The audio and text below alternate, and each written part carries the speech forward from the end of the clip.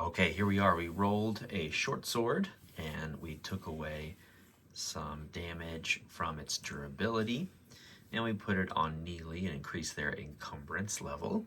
And now we're going to take a short rest. We get to rearrange anywhere on the current tile where we are, as long as there are no monsters adjacent to us, or on the current tile, which right now there are no monsters in the dungeon. There is a wandering monster tile right at the entrance, but for now, we are safe. So we rearranged. We're going to lower our threat by 5. So we'll go down to almost as low as we can get to 5 threat. And we're going to make a threat roll and apply anything that needs to happen as long as we roll below. So let's go ahead and roll that d20. And we rolled a 14, so we'll increase our threat by 1, back up to 6. All right, we're going to deduct 1 ration from our supply. We can rearrange any gear we need to. We can also exchange gear between heroes. We're going to move the wandering monster now 3 times. We missed that once on a previous video, but we'll go 1. We may have missed that on a previous video. Someone mentioned that in a comment. So we're going to go 1, 2, 3, 4 into the first room. Roll to see where they go. 1, so they'll move backwards. 1, 2, 3, 4. Roll again. 1. They probably won't move off the tile. 1, 2, 3, 4. We'll just move them a couple spaces in and roll again to see where they go next time. Oh my gosh, another 1. That's crazy. So they'll just move back. Again, that's tremendously lucky, but here they are. Right at the entrance. I doubt they can move past it, but anyway. We're going to increase party morale by 2. So we'll be up to 10. And we're going to increase HP by 1d6 for each character. This is going to vary depending on equipment and talent. But for now, we don't have any talents that changes anything. So we'll just roll a d6. Monty, who is currently at 5, is going to get 5 back to go up to 10, which I believe is max. So that's wonderful. Yep, that's his max. So that's good. Doran, who is also at 5, will get 1 back. Okay, so he's at 6. So unfortunately, he is still going to be wounded. Yeah, because he's at 14 total. Okay.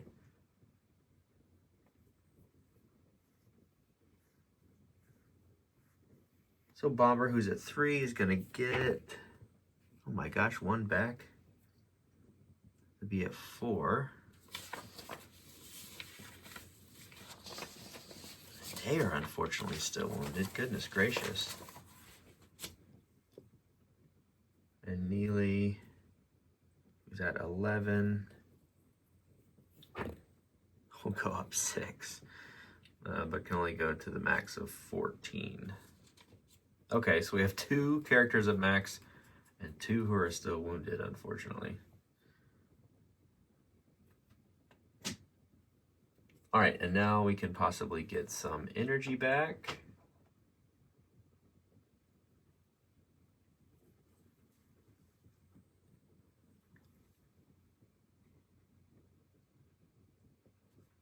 Our wizard gets all mana back, which is 60, 35,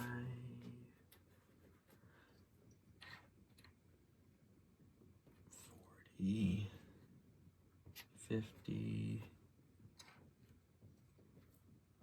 2, 3, 4.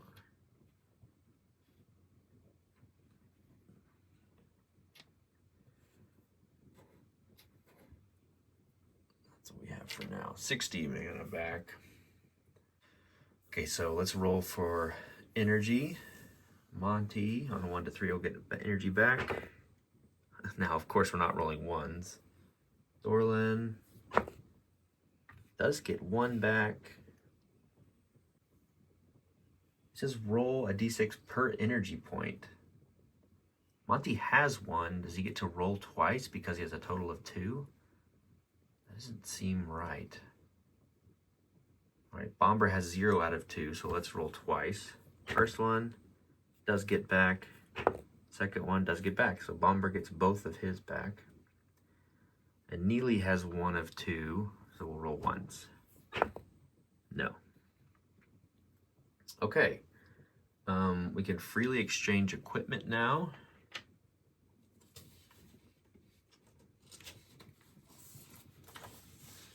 Let's see what our bandages are looking like. Neely's got 1.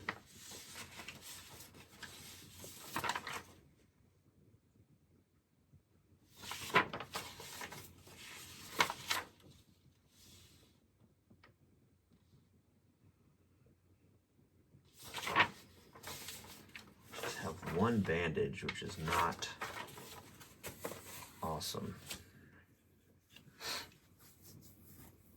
I can always rest again, I guess, and maybe get some more health back, but we'll see how far we get. We're counting the Shambler as the encounter for this tile. So for now, I think we're just going to move on. We can always possibly take a short rest again. Having 2 wounded heroes is not ideal. That's not exactly what I wanted, but oh well. Okay. I think we're as good as we're going to get for now. Let's start a new round.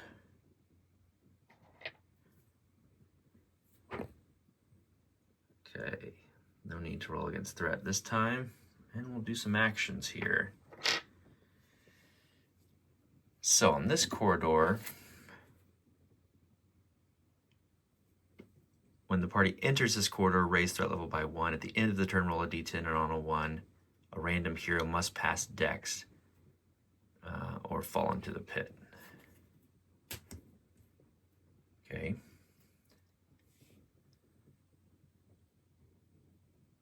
We'll go ahead and roll. Go ahead and move Bomber. Full movement. 1, 2, 3, 4, 5.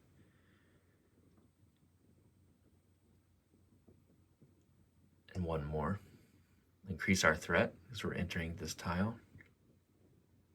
Double move here. 1, 2, 3, 4. 1, 2.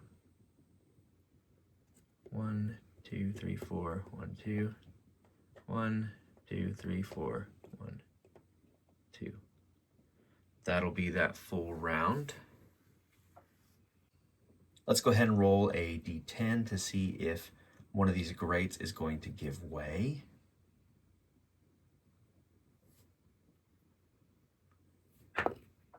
Five. So, we'll move that up a little bit. Right now, nothing collapses. The corridor is safe. Good. Let's move our wandering monster back. 1, 2, 3, because they rolled a 1. And there's a 3, so they will move forward next time. And we'll start a new round. Okay, a 2 there. So we need to open a door.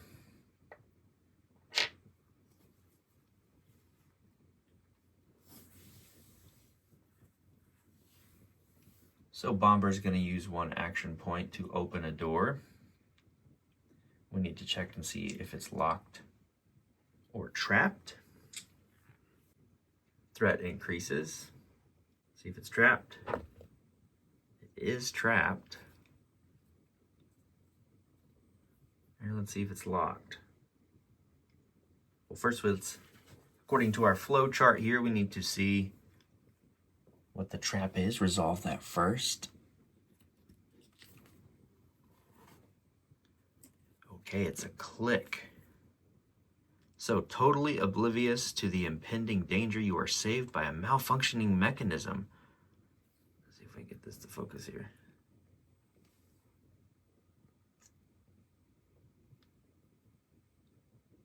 Totally oblivious to the impending danger, you are saved by a malfunctioning mechanism. With a loud clicking noise, you are made aware of the trap that should have sprung. Taking a few seconds to appreciate your luck, no trap has sprung. You may continue the turn as if nothing has happened. Neither your sanity nor your party morale is affected. Amazing. Couple of lucky breaks here. All right, let's see if it is locked. It is on a 7 to 10. And it's a 5, so no locks, no traps. All right, this door just opens to us.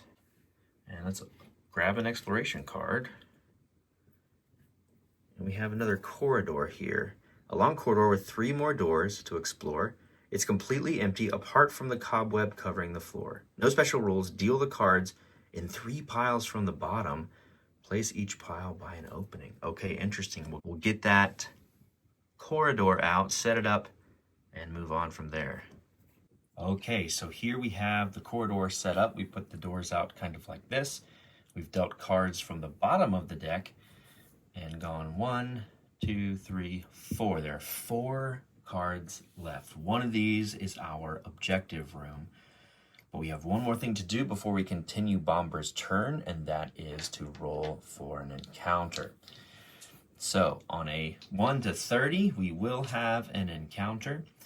And it's just a straight roll because we just dealt with an encounter, but as we don't encounter something, we'll continue to add 10 to this roll. All right, here we go. Here is the roll for an encounter in this corridor. And it's a 78, so no enemies in this corridor. And we can continue Bomber's turn. I think we'll just move. Go 1, 2, 3. That'll be it for him. We just have to take it one door at a time, I think.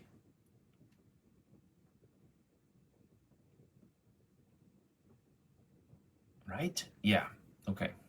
We don't want to split the party. That's a no-no. So let's go 1, 2 here.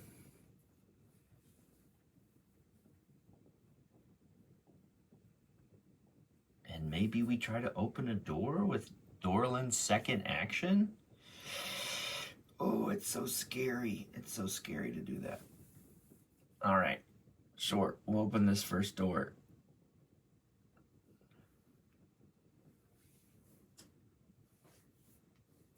Erase threat. Let's roll to see if this door is trapped. It will be on a 6. And it's a 2, so this door is not trapped. Let's see if it is locked. It's a 7, so it is indeed locked. A 7 is a picklock with 0 added difficulty and wounds of 10. So it's about the weakest the door could be. But I'm just not realizing we should have checked our side quest to see if we have our escaped prisoner in this corridor, and we do not. It's 2.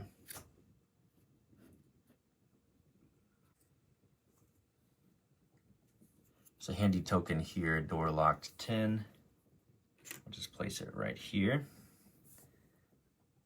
We do have some lock picks, and in fact, Bomber can pick a lock for 1 AP instead of 2, so we might try that next time. So let's finish out the actions with our other 2 heroes, though. And you know, I just realized that these 2 guys are still wounded, so their actions for the next turn are already taken up by them checking the door. Dorlan, I think, would have just been able to move, so he's actually good. He will get 1 action, but Bomber doesn't have an action this next round because he already opened the door after moving. But for now, let's move these guys. 1, 2, 3, 4. And we'll move him up 1 extra one. 1, 2, 3, 4. And we could, in fact, with our wizard, open a door again. So let's try that. We are splitting up a little bit, but if we have an encounter in either of these rooms, it's such a short corridor, we could probably have everyone move together. All right, so locked and trapped. No trap, but it is indeed locked with a very difficult lock to pick.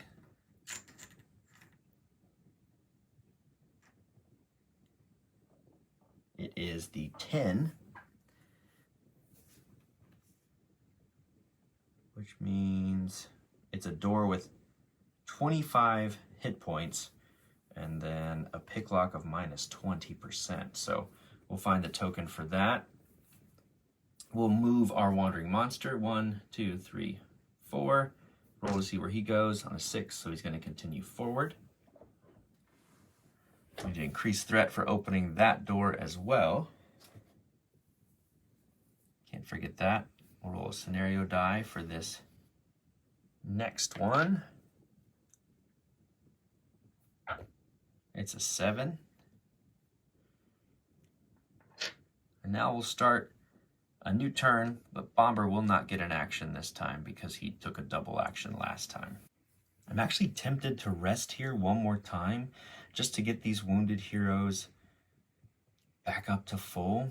And you know what? I think I actually will do that. So I'm going to rest one more time. We have no enemies nearby. We're in decent shape.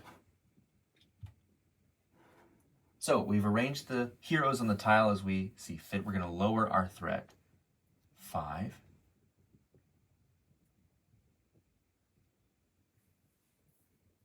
And then we're going to make a threat roll with our d20 here. Our threat is currently at 4. And it's a nat 20. So it's above our threat level. And actually, on a threat roll of 20, we would minus threat of 5, but we're already at our minimum, so we can't do that. So we're just going to roll, or increase it by 1 because we're over our threat level. We're going to deduct 1 ration of food.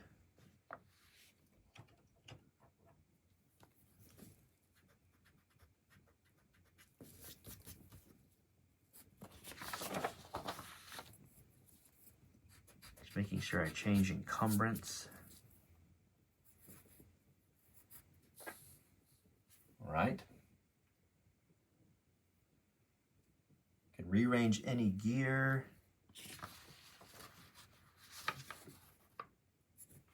We're going to put some lock picks in quick slots.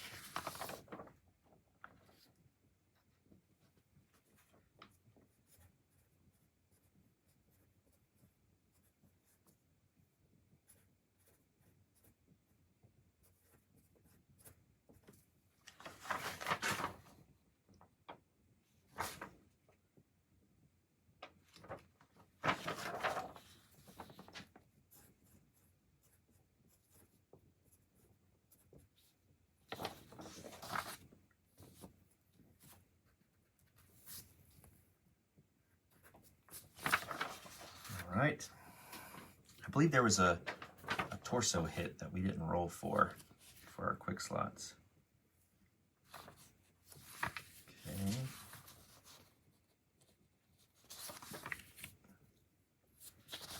All right, now let's do the important things. We need to move the wandering monster 3 times. So 1, 2, 3, 4. I'll move forward. 1, 2, 3, 4. Move forward. 1, 2, 3, 4. He's arrived here. And he'll move back next time. We'll increase party morale by 2. Increase HP by 6.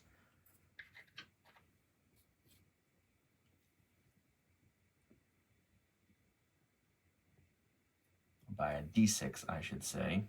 Monty's good. Doran, let's roll a d6 here.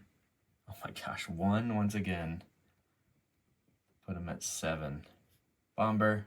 Let's just keep our rolls in the tray here. Much better. That's a 4. So he's up to 8. So at least Bomber's not wounded anymore. And Neely's at full. Doran, unfortunately, is still wounded. Can maybe get a bandage going for him. And let's roll for lost energy points. Bomber has full 2. Let's go for Monty. 1 to 3 gets it back. 3 gets it back. Doran, 1 to 3. 1 gets it back. Neely, 5 doesn't get discipline back. Okay, that's it. Not quite the HP roll we needed for Doran.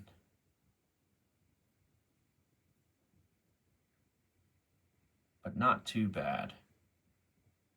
We do have a wandering monster creeping up on us, but I thought it would probably be worth it to keep going, to get threat down, to get morale up. And the monster was so far away, that felt like a really good move. Okay, we're going to start a new round.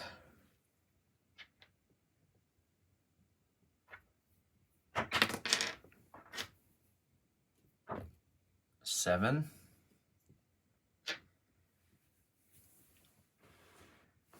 So I think we try to pick a lock with Bomber now.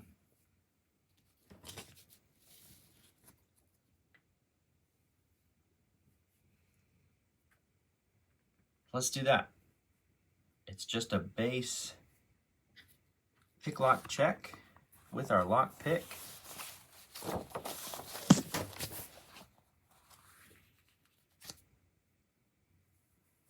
Got a bunch of them in our quick slots. His lock pick skill is a 68.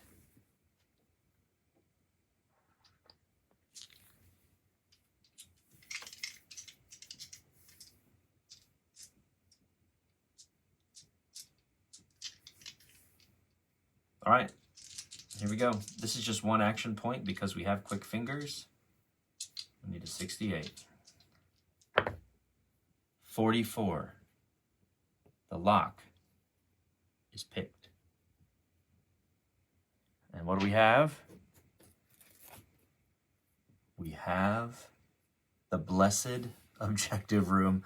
I am so happy. This is the room you have been looking for. It's time to finish the quest. Dang right it is. After however many hours. Okay, we're going to consult the quest book for the description and special rules for this room, and then we'll move forward. All right, here is our objective room text. It says this: the crypt that the heroes enter is a large room with 6 sarcophagi. In the middle stands Ulfric, unmistakably changed. Flanking him are 2 skeletons, both armed with bronze swords and shields. Ulfric's stern gaze has been replaced by the icy blue sheen. His cheeks are now sunken. His face looks like ash. Protruding from his chest is an ancient bronze blade. As he notices the party, he lunges forward with his hammer held high.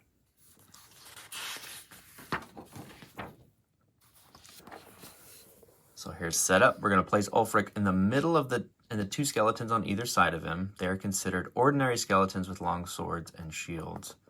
Ulfric the warrior priest. Once fueled by his hate against the undead, the warrior priest has now joined their ranks. Fighting in complete silence, he still seems to have the same ferocity. So here's his stat block, a CS of 45. He does 1 damage with 1 natural armor. He's got 30 dex, he's negative 10 to hit, 35 resolve, 4 movement, and 12 HP. He's armed with a warhammer and has armor 2, meaning that his to hit in practice will be -5. He has frenzy and causes fear 3 special rules. His XP is 140. And we get to roll on the T2 treasure table if we defeat him. We'll read the aftermath after that. So we'll get all that set up, and then we'll continue. I can't believe we found him. It's been a long road, friends, but here we are. Okay, so we've put out some miniatures from Elder Scrolls Call to Arms. This is a Stormcloak, and I figured since this guy's name is Ulfric, it would be appropriate. And these skeletons, I like how they look. I know they have long bows, but they actually don't have that. In this game, they have long swords, and they have -5 to hit them because of the shield. Now, we also have put out 2 armor for Ulfric, and then a Warhammer card, which is going to do 2d6 damage. It's slow, meaning he's going to have +5 to be hit in close combat. And also it says BFO gets +5 to hit, built for offense, in close combat. So he's basically at a -5 to hit when we roll against him. But what I'm confused about is BFO does not mention anything about like a bonus when being attacked. And Neely has that battle axe that has BFO, but it only says something about parrying underneath the weapons section on page 165 in the rules. So I'm a little confused if we should have, given people a better chance to hit Neely. It seems like that's what's happening with Ulfric, but that is what we get from Slow. The description would just be adding the +5 from Slow, not BFO. So it could be something completely different. Anyway, we're not going to do anything about that right now, but just if you know any clarifications about the built for offense rule, let me know in the comments below. So we also need to check this room for our side quest. And wouldn't you know it, it's all happening here in the Great Crypt. We have the Ace of Spades, meaning our bandit is here as well. So we're going to set out another bad guy, and that's going to be another thing we have to face here in this encounter at the exciting conclusion here. And I'm really hoping we pull this off because it's been a long road. So we'll get another mini out for our escaped bandit. I think he's just kind of a low-level bandit kind of character. And yeah, we'll roll a scenario die and we'll get going. Okay, so the quest we have in effect for this is the Manhunt quest. And we have a bandit now that has 3 armor and he's equipped with a battle axe.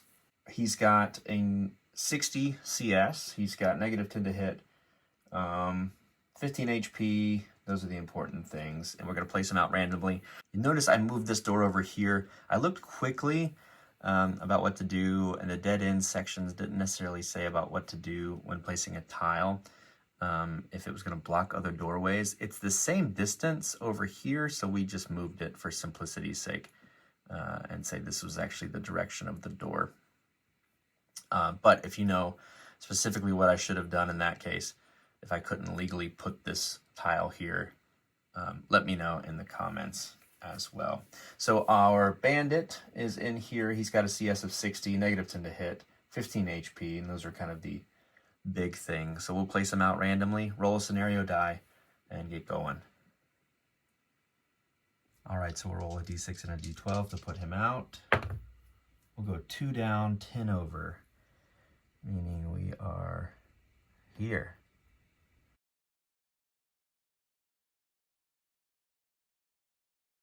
He just entered the room, it seems. All right, let's roll a scenario die. An 8. I'm gonna find a place to put this so we can see it.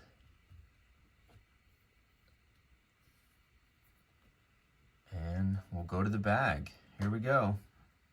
The exciting conclusion. All right, first up in the initiative order is going to be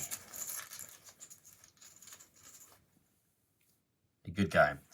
I think what we're going to do is activate Monty first. We put a bandage in his quick slot last time we rested, and he's going to move for his first action. In his second, he's going to apply a bandage to Doran to see if we can't get him above the wounded status. He just needs 1 HP to be able to do so. So Monty's heal is a 60, so a decent chance. All right, so here we go. Here's the roll we need. We'll each lose an AP.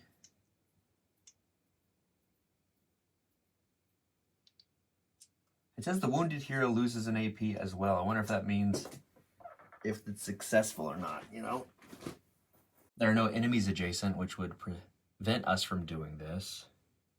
All right, let's just go for it. We need a 60, and we rolled an 82. All right, so that's not going to happen, unfortunately. So we'll go back to the bag.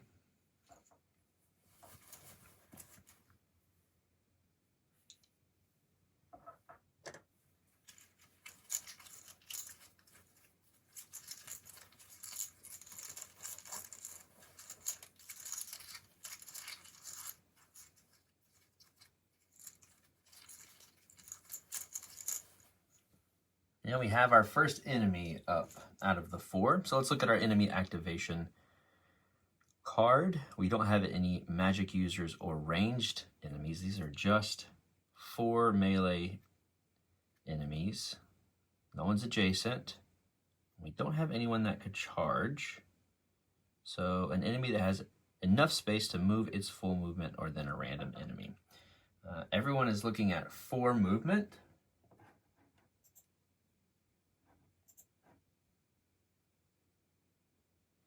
So I think it's just got to be random. Yeah. So roll a d10 and go 1 to 3, 4 to 6, 7, 8, 9.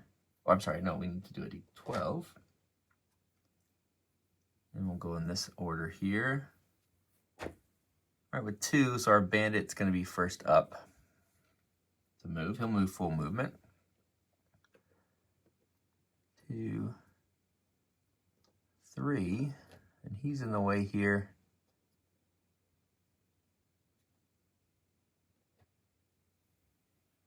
Let's start blocking things. And with the second action, he'll attack a random hero. We'll go 1 to 3 and 4 to 6 here. On a 3, he's going to attack Doran, which is unfortunate. This is our bandit. He's got a CS of 60. It's pretty good.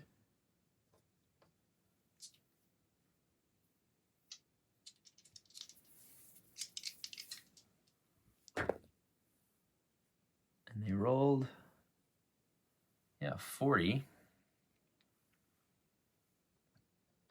So it's going to roll damage. This is their battle axe. It's a d10. They ignore 1 part of armor. They get +1. Oh boy, back in here. Oh no. That is a 10. Let's look at Doran's armor. Let's go do location here. On a 6, I think that's the legs. Yep. And Doran doesn't have anything on the legs, so I think it's time we dodge. Doran's dodge skill is a 53.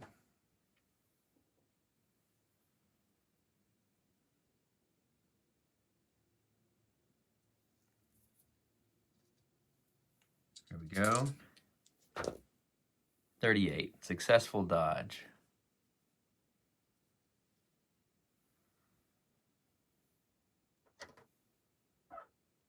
So we'll move that token away.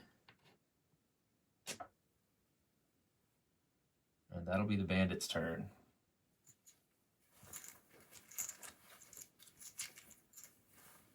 Whew, scary.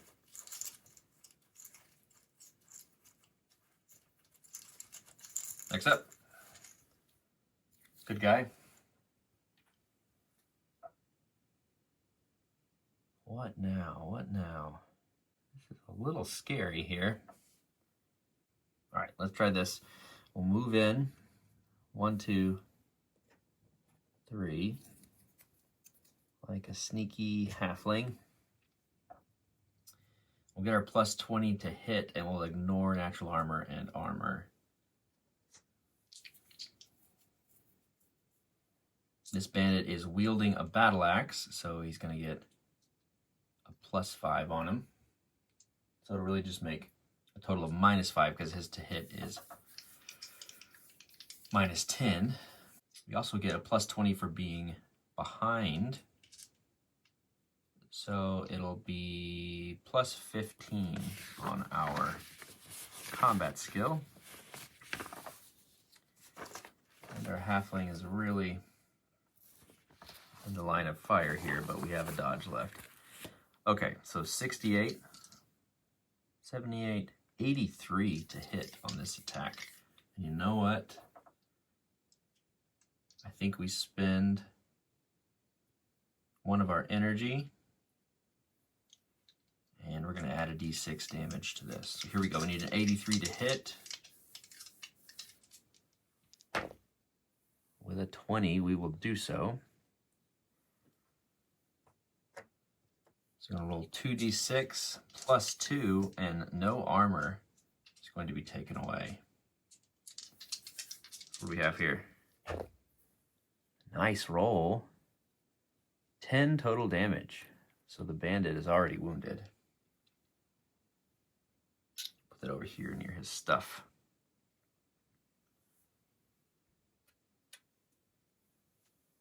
Remember, he's wounded. That'll be it for Bomber's go. We've left him in the line of fire, but it felt worth it to start to thin the herd quickly.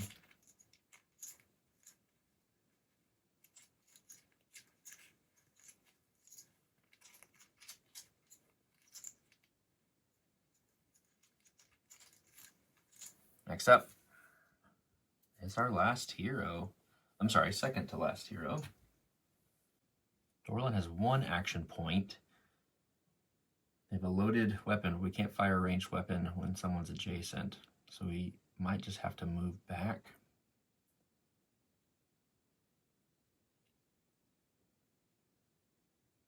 Which could be okay.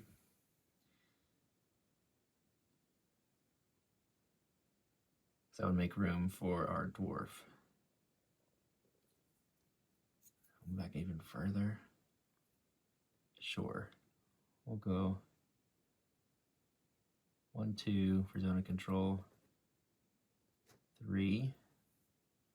Kind of hang out back here for now. Hopefully Monty can get a heal off. All right. It's either Neely or it's the rest of the enemies.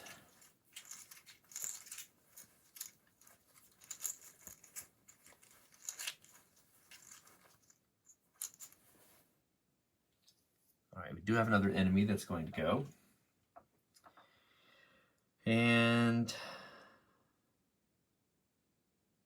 I don't think the skeleton could technically charge here because of the coffin. I think the object would block charge, right?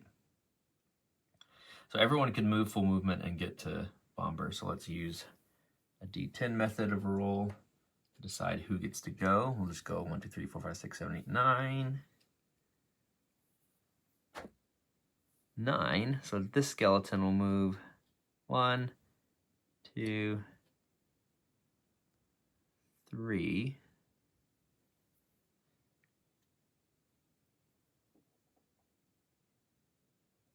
Actually, I think I would have changed facing here, knowing these guys were coming.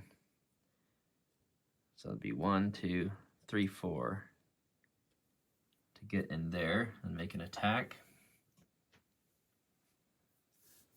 They have a CS of 40 with their long swords. I feel like I'm finally starting to get some of the tactical decisions down.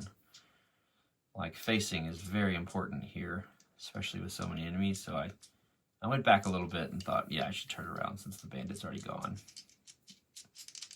All right, so with a 40 to attack Bomber, here's what we're gonna have. 95. So that's a miss, and that's it for that skeleton. 3 heroes have gone, 2 enemies.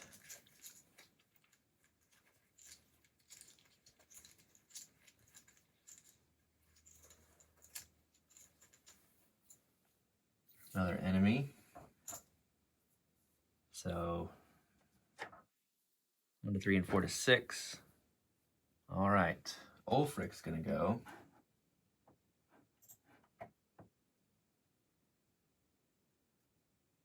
So he has cause fear 3. So I guess is he like a lower undead? It doesn't say specifically what he is. We'll call him a lower undead, just like the skeletons. He has Frenzy and Cause Fear 3. Let's see what Frenzy does. Oh wow, for every attack that deals damage, the enemy hero may attack again. This attack is always standard, but does not have to be the same target. While frenzied, the hero may only move or attack and may do nothing else, including parrying or dodging. Okay. That's gross. Need to deal with that soon.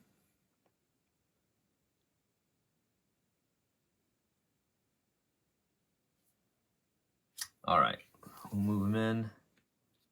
1, 2, 3, 4. Attack forward bomber again. Might use these first dodges right away.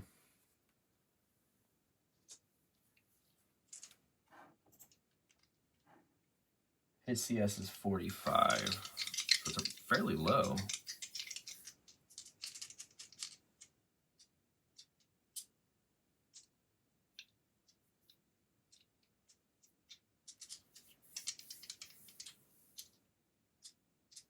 And we're going to be stunned if we have an even damage roll. All right, 45. Yeah, 20. All right, go ahead and use the dodge. Yeah, I think so. I think so. So let's roll a dodge with Bomber. 59. It's early, but feels better to get an upper hand quicker. 59. 75. Man. Okay, no successful dodge. So let's deal some damage. In location, 2d6.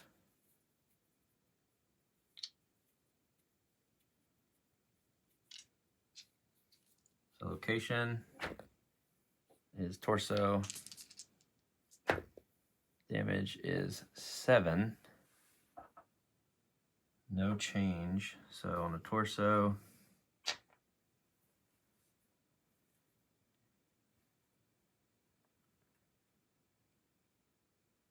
we do have leather vest, so we'll take it down to 4. And unfortunately, he's going to roll again with that frenzy rule.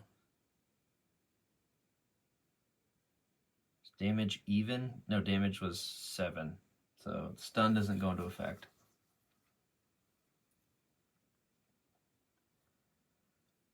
Oh boy, okay. Durability.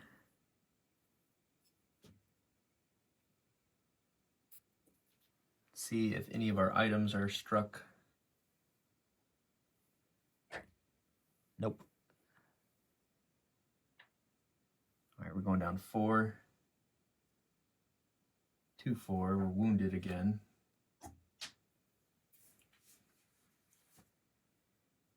And we're going to attack again because of frenzy.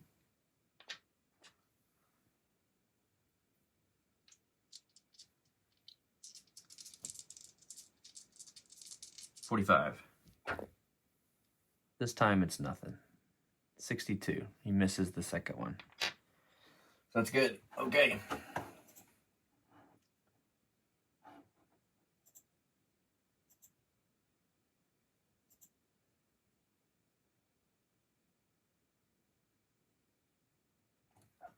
Let me double check we're doing that right. There's a perk that's friendly. There's a perk that's frenzy, but also, let me check the bestiary. Frenzy. The enemy is always in frenzy mode and gains the benefit of an extra strike when they cause damage. Okay, yeah, same thing as the perk. All right, so it's either the skeleton or Neely.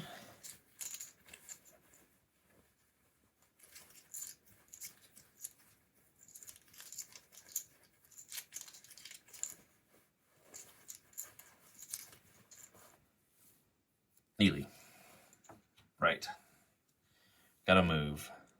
1, 2, 3. 1, 2,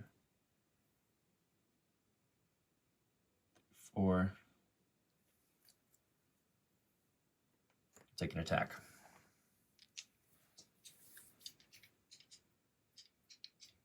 Bandit is +5 to hit in close combat. So it's really just -5 because they're -10 usually. All right, so we have a 50% shot here. And he's got 3 armor. So 50. Yeah, 12.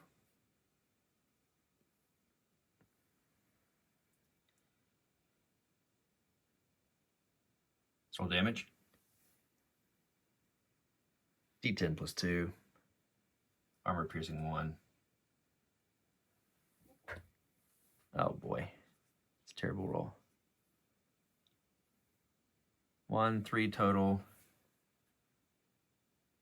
So really just 1 goes through, right? 3 total. I can't remember where our +2 is coming from. All right, last skeleton needs to go.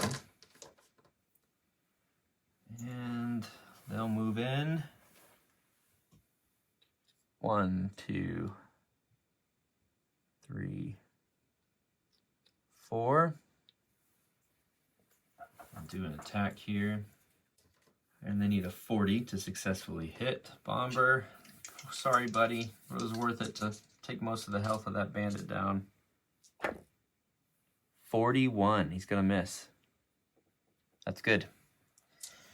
Okay, we will go back to the bag after we clean up all our tokens and roll a scenario die for a new round. We're doing okay, we're doing okay. Lots to go, but a strong start from our halfling. And hopefully we can get a heal off with Monty and start sniping.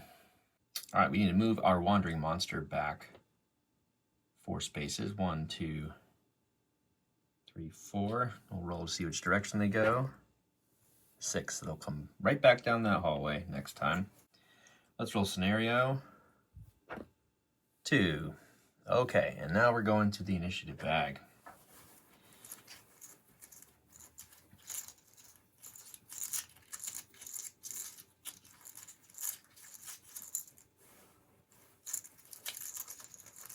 Five hero tokens in. We took the 1 out for perfect hearing. 4 enemy tokens. What do we have? An enemy. Okay. Everyone is engaged. No one needs to make room. No one needs to make room because everyone is engaged. So let's pick a random. We'll roll our 12 again. We'll go around the horn. 1, 2, 3, 4, 5, 6, 7, 8, 9, 10, 11, 12. See who swipes first. 2, so, oh boy. Ulfric will go.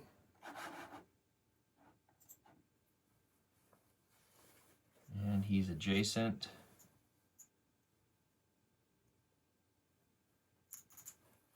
Let's see if he does standard or power attack.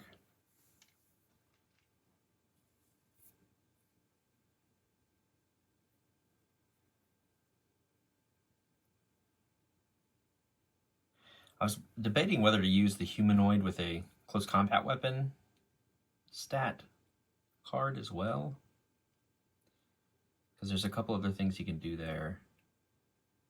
But if he's undead, he's got fear and frenzy. You know, so it might just be like he's a lower undead. But frenzy seems pretty nasty. I don't know. I wish it told us which AI card to use. Let's attack according to the table of a higher undead. So on a 1 to 2, it'll be a power attack. And it is indeed a 1, so let's do a power attack for him. All right, so plus 20. And we'll lose to hit, which is helpful. But that plus 20 is going to be gross.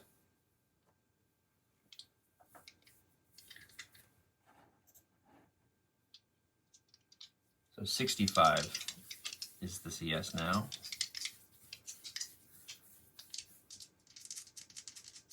Come on, swing and a miss.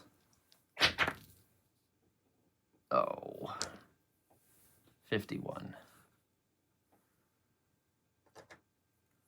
2d6. All right, 6 is the damage, so we'll be stunned, unfortunately. Let's see location. 3, so in the chest again. Anything get hit? No. All right. 6 to the chest on Bomber.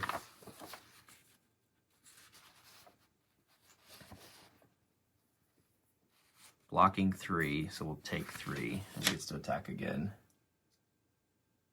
We're down to 1.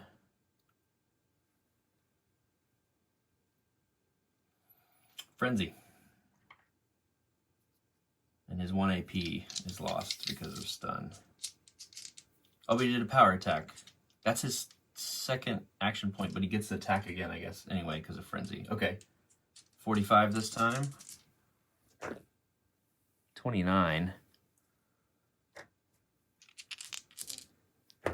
Damage is 10. Oh, yeah.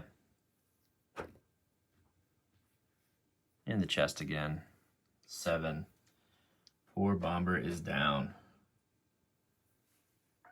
Lose some morale here. Down to 8, which I think is about our half.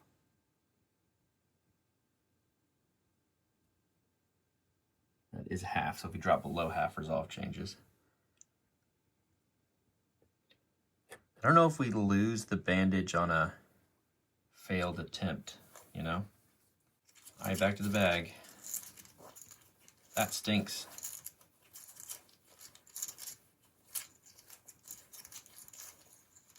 Who's up? Okay. Monty, let's heal you. Doran. Healing Hands. 72 minus 6, so we need a 64 here.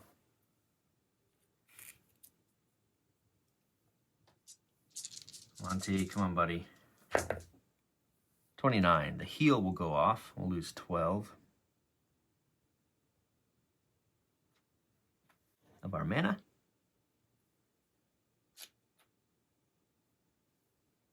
Roll a d10 to get Doran back up and at him. 7. Good heal. Okay. Doran's back at full. That's good. Our next action. Where does Monty want to go? Does he want to move towards Bomber and try to heal? I think for now we've got to move out of the way because we've got to get damage dealers up front. 1, 2. We'll move there.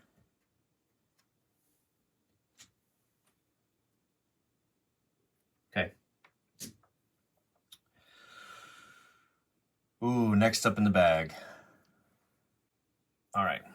Let's see if we can't better our chances here by having Neely attack the bandit twice. The bandit's at -10 to hit, but he has a battle axe, so we'll take 5 back from that. And so let's go ahead and attack. Neely twice. He's got 5 hit points left. 3 armor. We're going to pierce one of those. So we're looking at a 50-50 shot each time.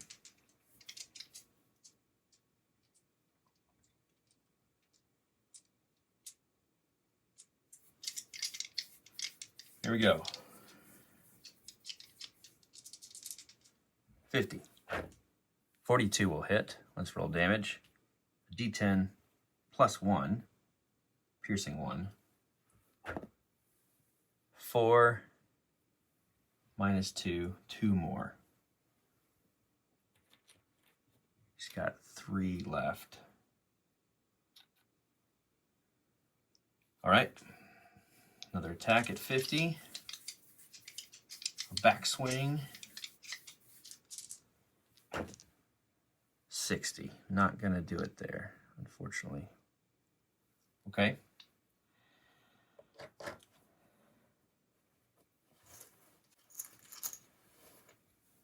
Enemy.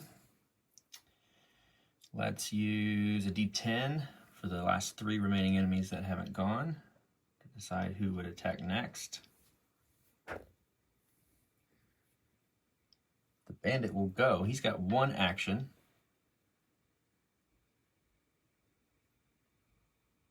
So let's use the humanoid with a close combat weapon on him. All right, so we'll roll a 1d6 for the action table to see if he goes into parry stance, standard attack, or parry stance. 6 would be parry stance as well. Here we go. All right, on a 3, he's just going to do a standard attack. CS is 60.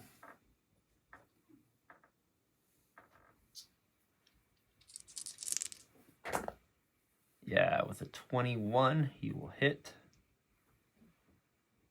He will pierce armor 1. He's got the same axe that Neely does. So we're on a D10 plus 1, piercing 1. Ooh, 9. Where? Torso. See if that hits any of our items. Nope. All right, so 9 on the torso. We're going to block 3. So 6 goes through, taking us down to 8. All right, that's their go. The 2 big boys have gone. Let's see if we can't get Doran to go next.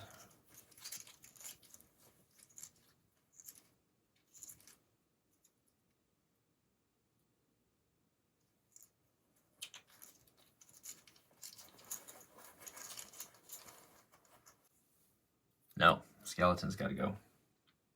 All right. Move him in here. See, 1, 2, 3. Can't go there because he needs 2 movement.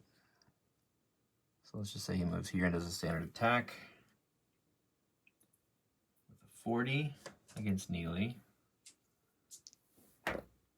53, he does not. Another skeleton. Can't really do anything. We just blocked him in.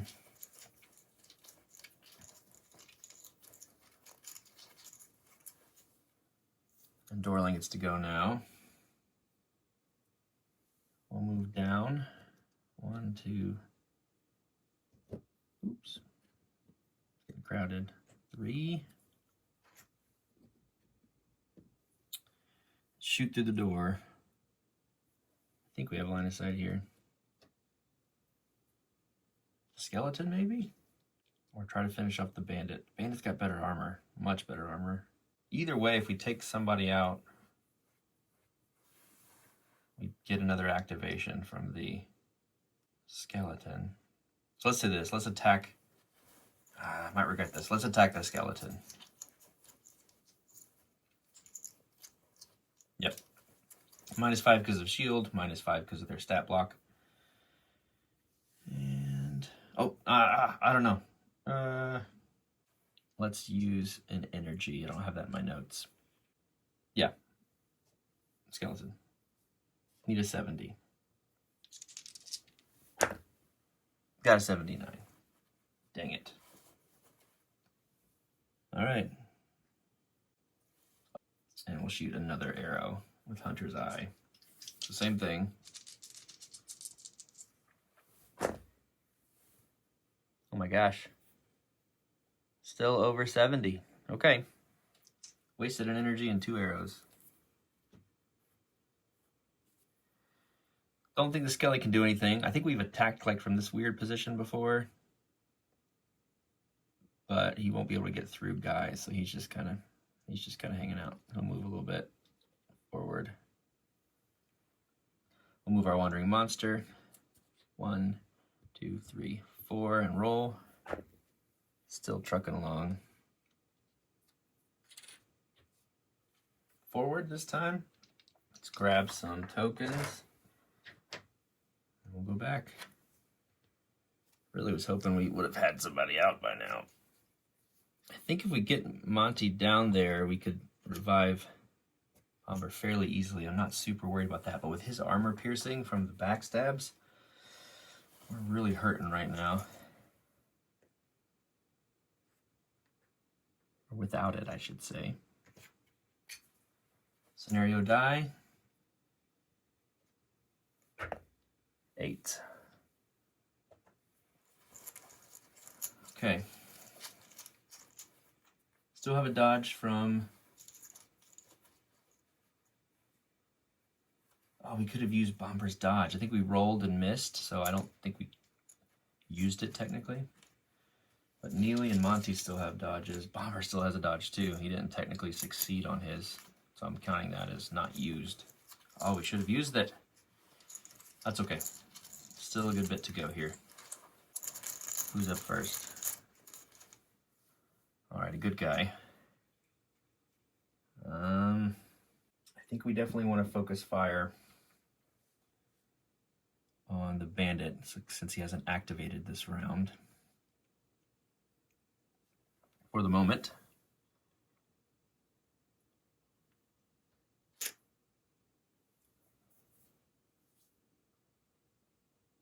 Neely will attack twice. I like the idea of the power attack that gives you extra chance to hit, but it just feels like the two different rolls are better for some reason.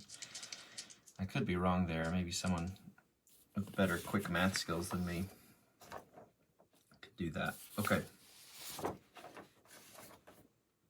So Neely will start.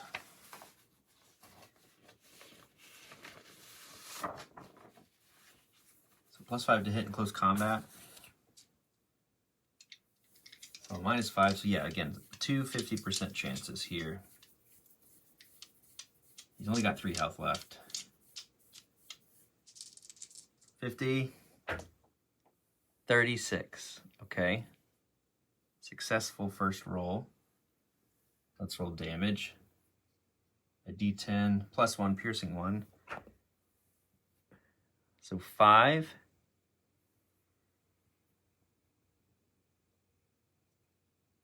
Down by 2 will be 3 damage, which is enough to take out the Bandit.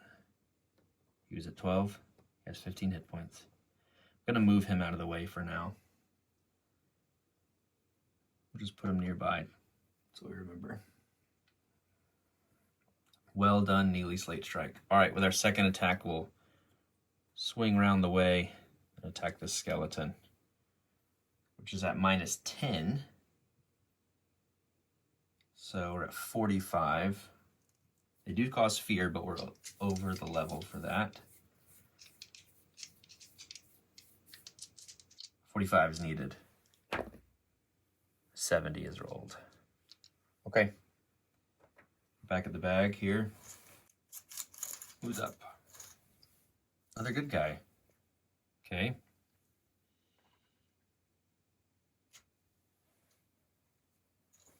Realizing that I'm reading this Warhammer as if it were indicative of us playing against someone wielding it, and not necessarily that it would be us using it. It's +5 to hit in close combat for slow and BFO, but under the weapons in the guide, it just says -5 to parry, which is it's a little confusing. So I think it's all cumulative with any to hit changes that we have in our stat blocks. It's just interesting that it would be different. All right, Doran's gonna shoot. I'm gonna reload and shoot. And I think this is it. I think we, what if we could get line of sight on the big guy?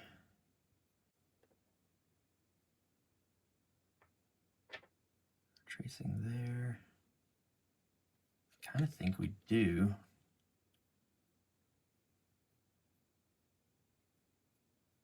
Let's look up shooting through a doorway. Nope, we should probably take out the ads. Take out the little guys. Maybe we can shoot through a doorway, but it's a little iffy on line of sight because of the skeleton being so close by. And I think we'll expend our last energy to do a double shot at this skeleton. We gotta remember just bones, weapon projectiles are gonna do less damage, which is why I really wanted to shoot the other guy. But it makes sense to just kind of go all in here. If we could take out 2 enemies in one go, that would be great. All right, this is at -10 again.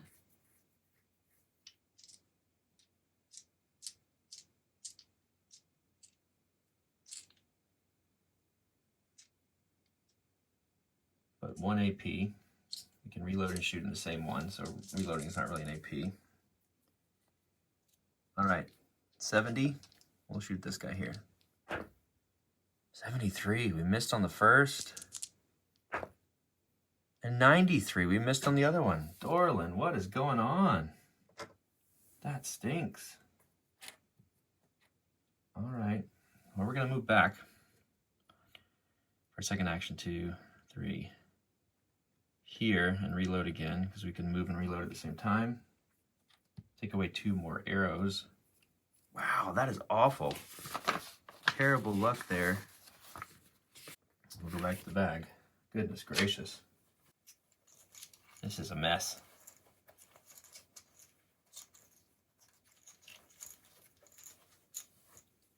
Yeah, one of the guys is going to go.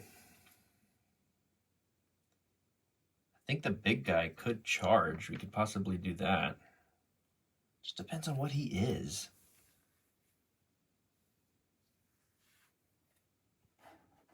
Well, on the activation, it says somebody adjacent would attack first, actually. So this guy would be able to go ahead and attack Neely. So we'll have him go first.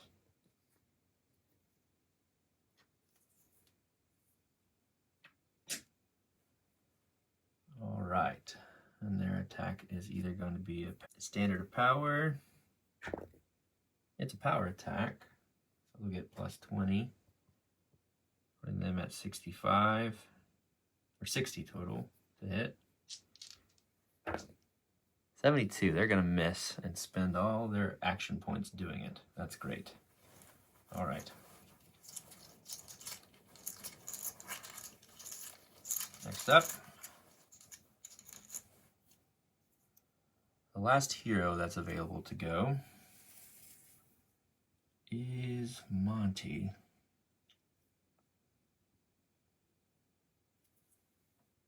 So he could go just heal Neely.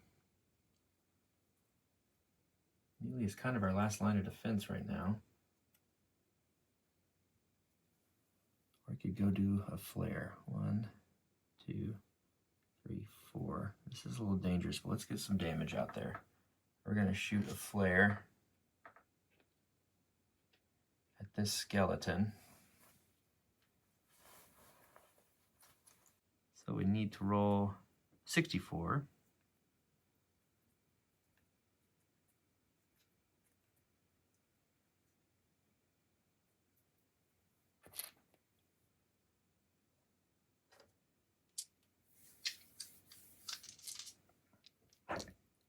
And we rolled a 47, so the spell does go off. Let's make sure we get rid of our mana here.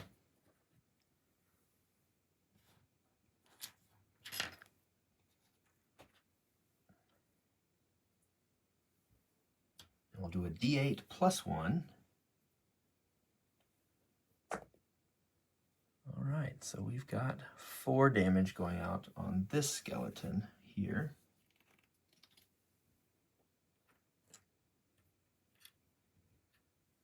That's great.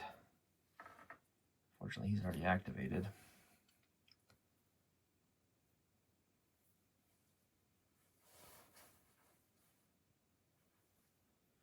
This guy does seem like a little bit tougher of an undead, so we'll say he can do a charge attack. I think that makes sense. He'll move, charge. So he's at +10, so 55 to hit.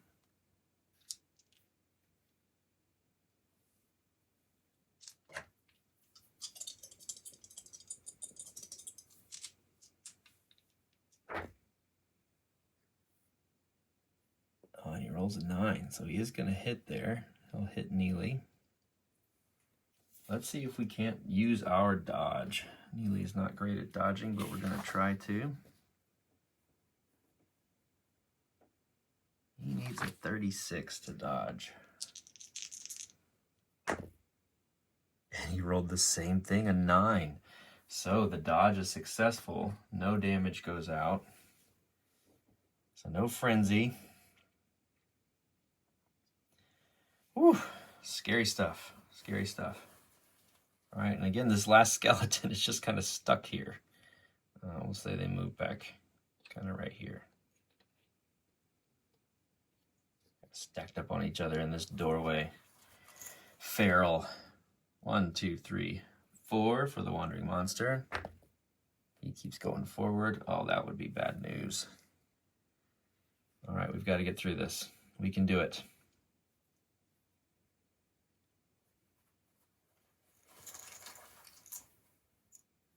Let's get our tokens out.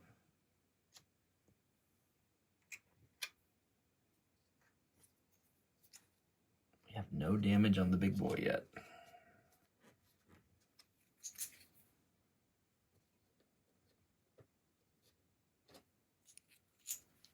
Scenario die is a 7. And we're back to the bag here.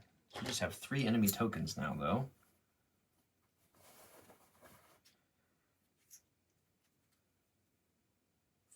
Four good guy tokens.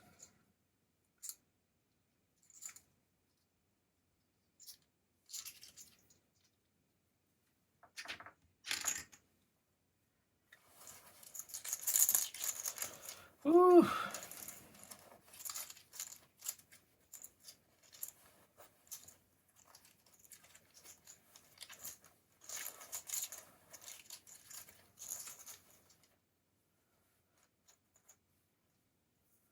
Good guy.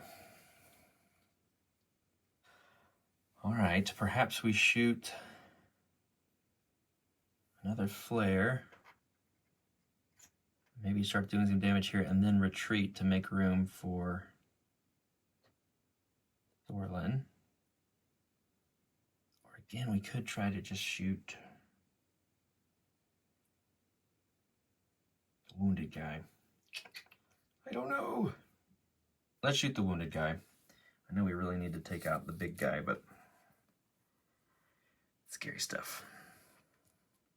Okay, let's roll. Because we can always just do again and move. So shooting another flare.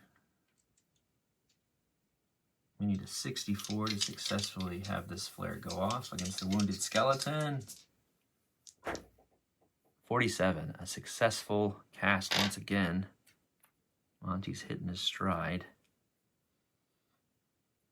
I think we'll go ahead and expend 1 of our energy to just take 5 mana back. We'll just spend 10. And let's roll a d8 plus 1. Okay, 4 more goes out on the skelly. He's wounded, so that's good.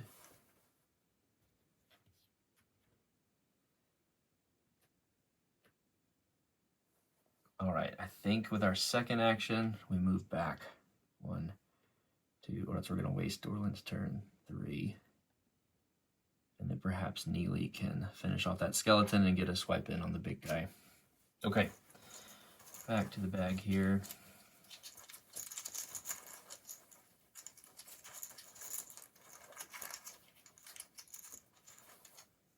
All right, an enemy is going to go. We have 2 enemies that are adjacent to heroes.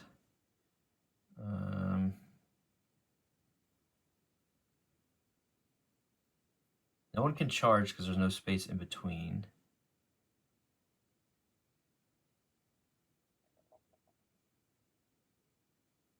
This guy could make more room. So I think what we're going to do is have him move in. Here. Unfortunately, that's gonna block us from shooting with Doran if this guy stays up, but Neely gets to go. We can make short work of him, I'm hoping. All right, and then he'll attack with a standard attack here against Mr. Slate Strike.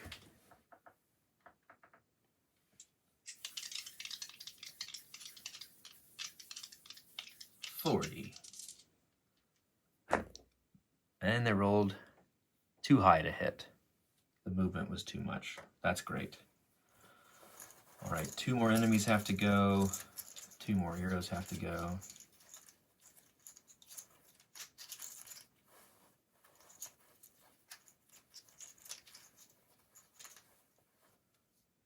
That's another bad guy. Okay, so the big guy would go for sure because he is adjacent. He's the only unactivated enemy that is currently adjacent. Oh, Neely, hold strong, my friend. All right, he's going to attack with a 45 CS. Let's see if it's standard or power. Standard.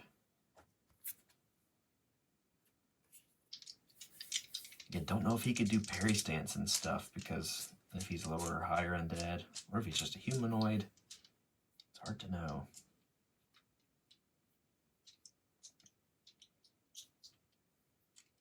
We're kind of just using our best judgment here. All right, so 45. Yeah, he's gonna hit with a 17. So let's roll damage with his Warhammer. First we'll do his location. 2.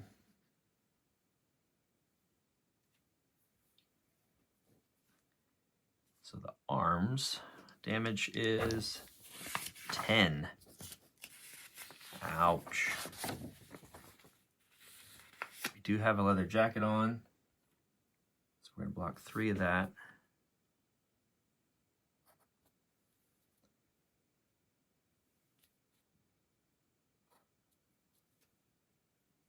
But we're going to lose an AP to be stunned.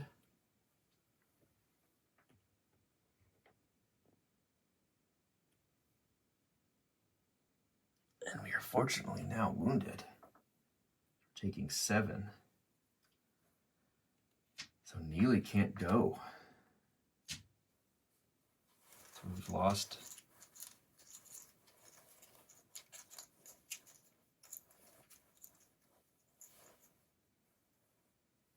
Gosh, that stinks.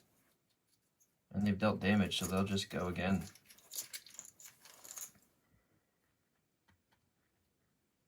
That frenzy is nasty. 45 needed. 87 misses the second. But he doesn't get a turn. Doran's the only hero that could go. Oh, and this skeleton can take him out.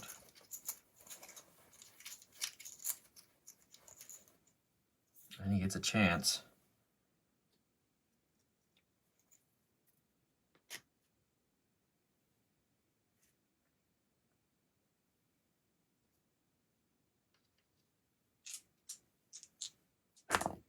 He misses. Okay. I don't know if Doran can really do much. I don't know if he could shoot like from up here or not. Actually, I think he could. So we'll move 1. Shoot at the skeleton. We have not had any luck hitting these skeletons, these stupid skeletons, because they're minus 10.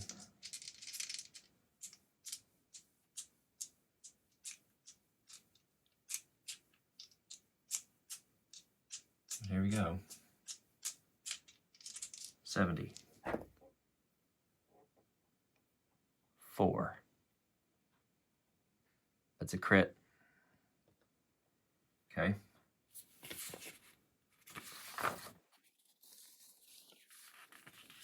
We'll get an energy point back. We can do that on a crit.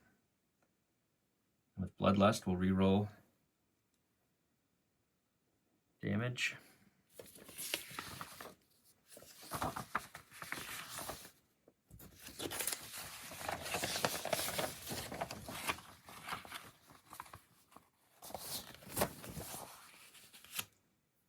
Take the higher. We get to pick one of each, I think. Or just, we get to pick one. Yeah, you may choose between 3 options. Regain lost energy. We'll do that. And then bloodlust is different. Okay. As far as I understand it.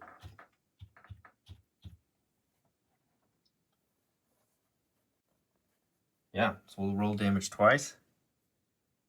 Pick the higher.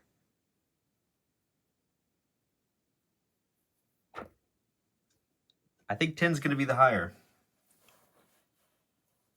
Oh boy, that's good. So it'll be 8 total damage because of just bones. Enough to take this guy out. Okay. Wow. We moved and shot. That's it for Doran. That's it for all the heroes. Move the wandering monster. 1, 2, 3, 4. Still moving forward. They're getting so close. 1, 2, 3, 4. If we're in that doorway, we're getting more friends. Let's put 4 bombs back. Put all of our tokens back.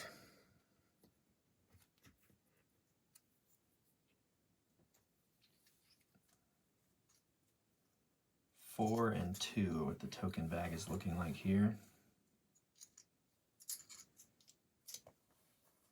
No damage on any of these guys, though.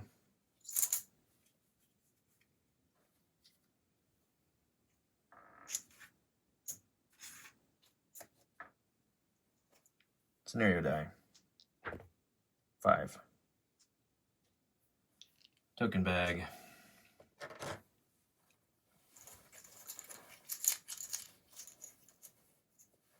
We've got to take out this skeleton so we can get in there. I think that's priority. Yeah, stun model loses an AP during its next turn. So I'm guessing that goes away. But Neely just has 1 possible attack here.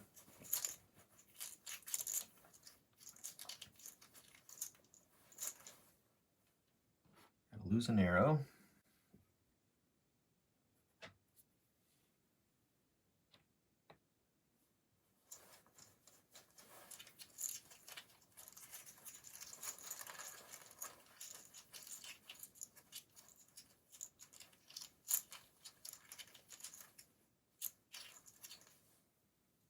Bad guy. Oh no.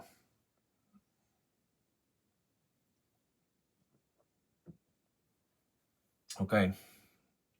It's really just 50-50. 1 to 3, 4 to 6. Skeleton.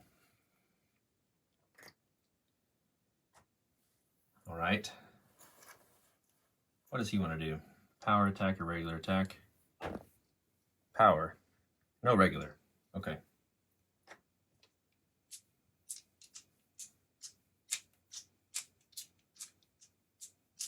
Need a 40. Didn't get it. Second attack. Didn't get it. He's shaking. Bones are rattling. Let's go back.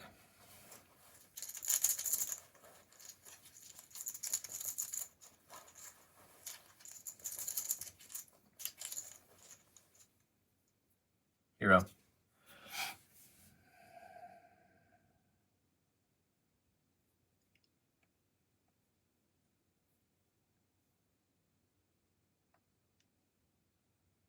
Do we heal up Neely right now? We have 1 shot to do it. Or do we move Neely to burn an AP from them moving?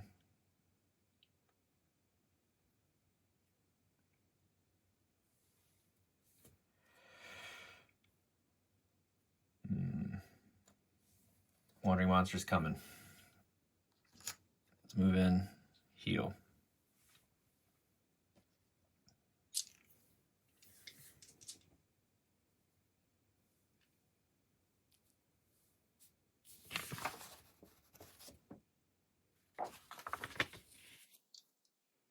66. That's what we're looking for. Got it. 12 mana gone. We'll get 5 back by expending our last energy.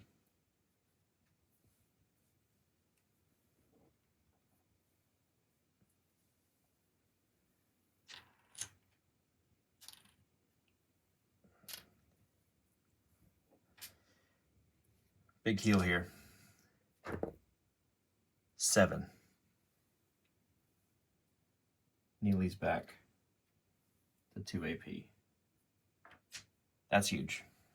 That's huge. Okay.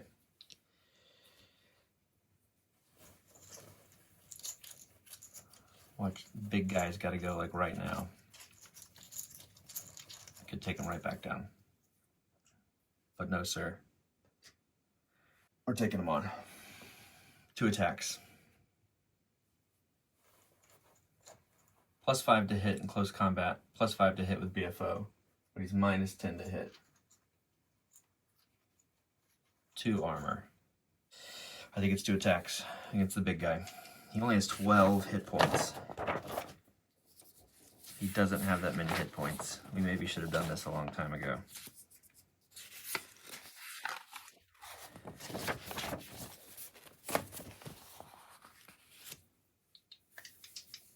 The book says, here's the thing. The book says is armor 2, meaning that his to hit in practice is -5. I don't know how his warm hammer gives him +10 to hit, his BFO +5. Slow +5. He's minus. So it seems just like a base roll.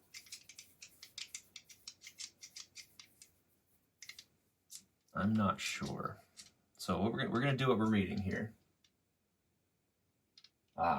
He also causes fear 3. We have to roll resolve. Or be -10.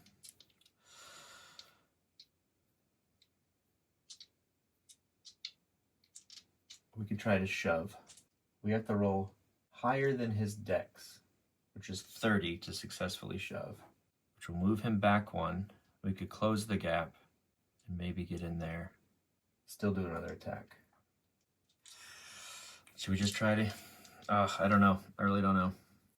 Oh, Mighty Blow is why we had +1. We were doing that right. Oh well. We've caused ourselves some pain there. We're doubting our own picking. Okay, let's do a resolve test. 37, or we're afraid of him. 60, we're afraid. Let's attack him twice. 45. We're just going our base combat skill, because slow and BFO with a Warhammer would knock out the to hit. 45. 40. We hit. Damage.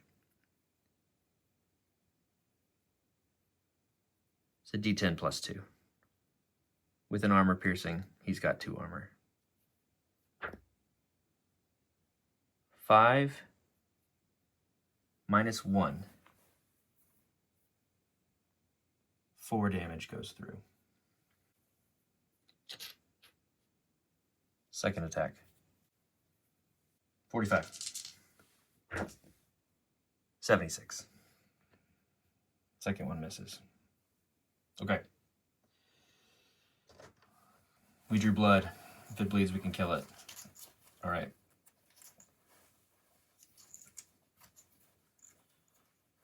It's either the big guy or it's Doran. It's Doran. We're moving down. We're shooting at the big guy. Through the door. Do a fear check here.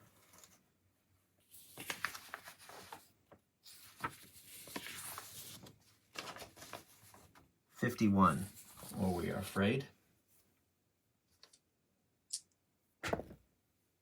55. We are afraid.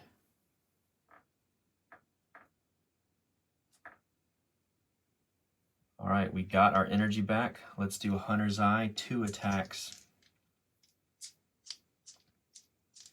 We don't get the bonuses to hit because we're not in close combat. So he's at -10, -20.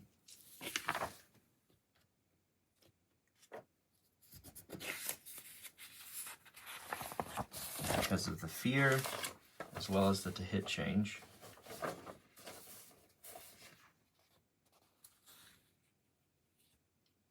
So we're looking at a 60% chance to hit 2 times with Hunter's Eye. First one. Hits. Damage is a D10, piercing 1.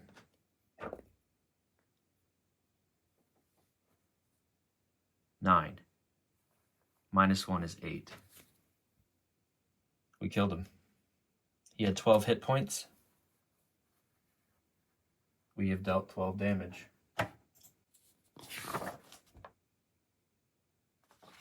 We wasted Hunter's Eye once again. We have a skeleton left. Wow. That's crazy. I'm a little iffy because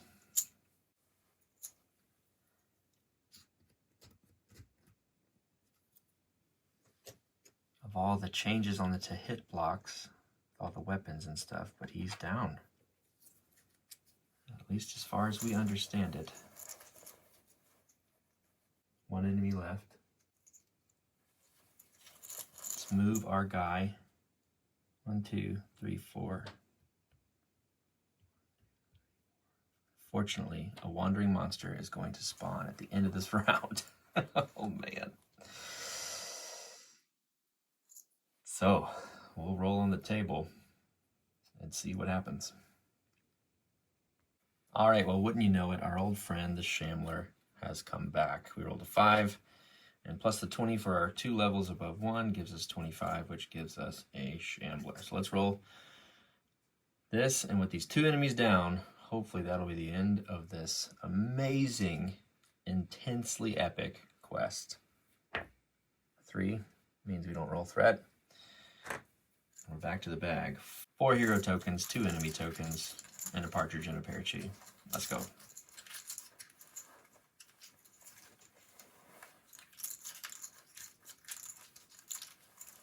Let's move him for now.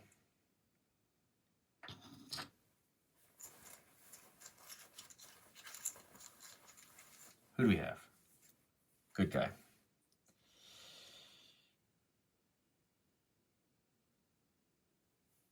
Neely is not happy. Let's attack twice against the skeleton. So -10, he's no longer afeared.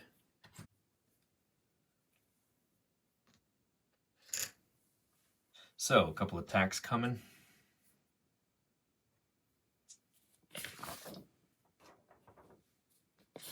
-10. These are at 45. First one. 25. Let's roll damage. Oops. That is a D8. Wrong die. But it's still in 20s, so we're okay there. To hit, D10 plus 2. 6 plus 2 is 8. Skeleton is wounded. Get out of my face.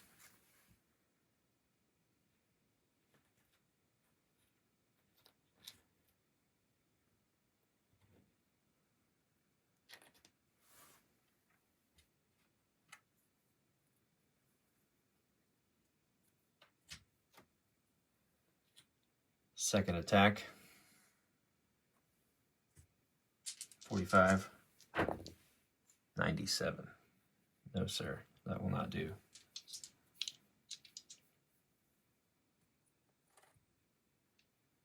All right, back to the bag.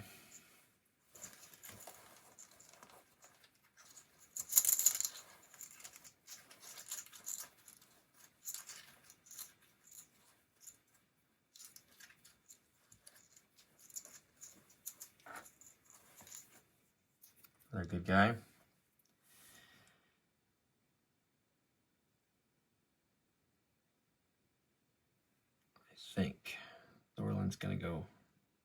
1, 2.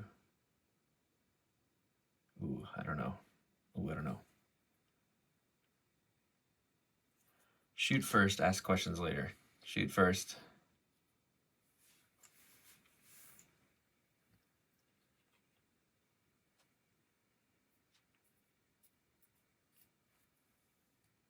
Reload and shoot. -10 is going to give us a 70% chance to hit.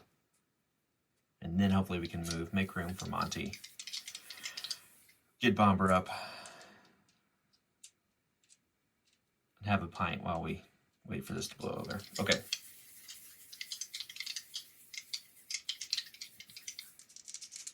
First shot at 70%. 34. We're rolling damage on a D10. 2.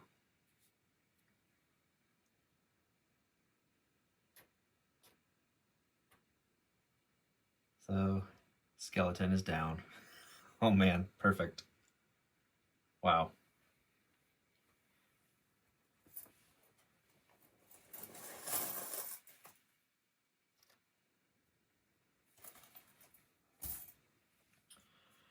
Oh boy. Oh boy. Just the Shambler. Just the enemy it's all started with. That was 1 AP. Let's go 1. Ooh. 1, 2, 3, 4 up here. Move and reload.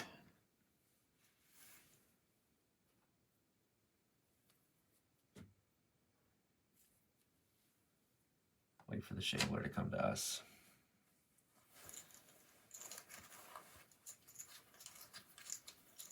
Shambler or Monty?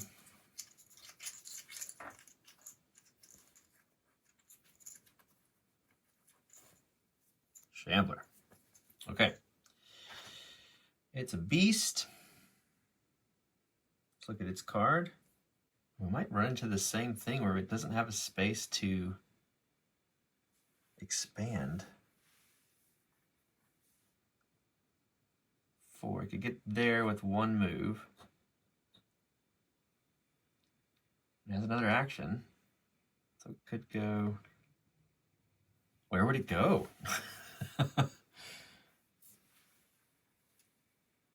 Couldn't have charged. I don't really know what to do here. It can't really get into the hallway without crushing someone. I don't know if it would logically move 1, 2, 3, 4 and expand. I really don't know. So if more than movement takes away from hero, move towards the closest hero. If adjacent, need to make room. If adjacent, can't attack according to the table. Yeah, it can't really fit into that hallway right now because it can't occupy space with other... I don't know. Let's do this. It has a range skill modifier. And it has a special attack, which is Entangle. So let's pick one of these heroes to see if he can't throw one of its tangles out and capture us. That just feels like the most logical. I don't think it'd move all the way in here. It doesn't know that we're trying to get there. It can't expand anywhere in this corridor. And I don't want it to waste an AP. So we'll go ahead and do a range skill attack to see if it can entangle somebody. Just for fun. It's the same, it's 55.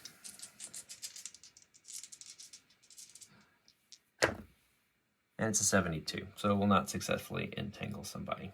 All right, well with that, Monty gets to go now.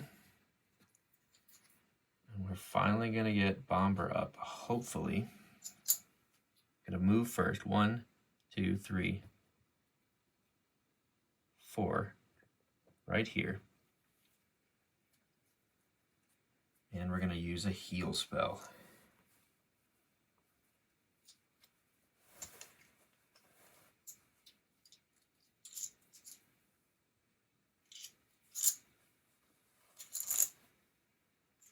So, in order to do so, we need to cast Arcane Arts.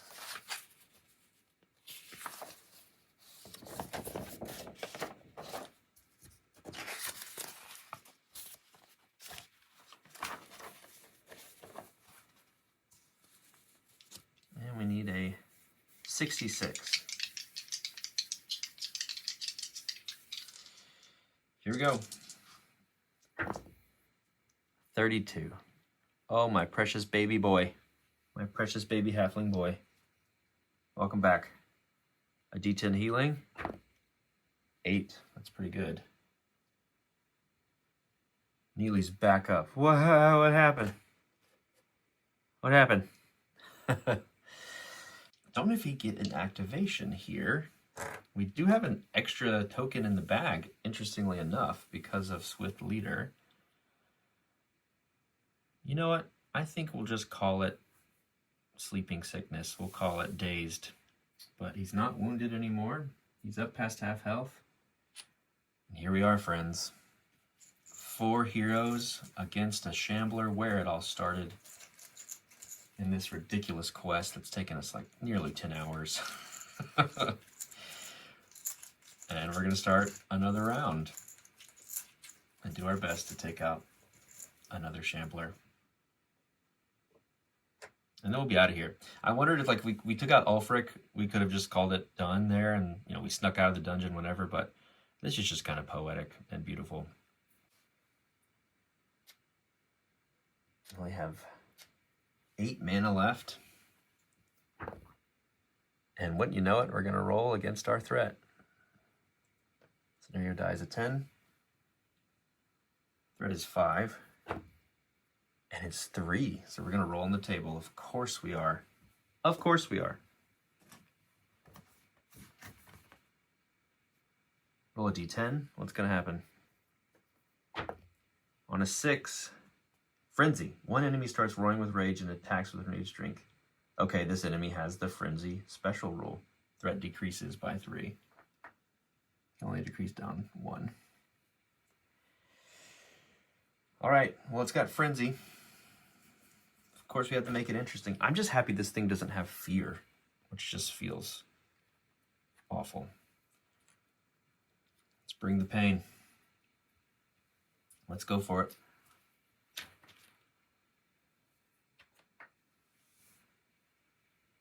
Really wish he was in the bigger room now, to be honest.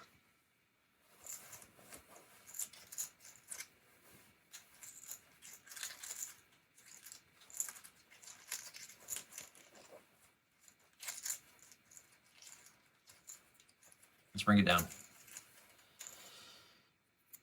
Good guy.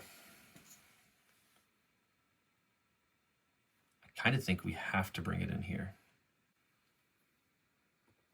So let's do it. 1, 2, 3, 4. Oh, wait.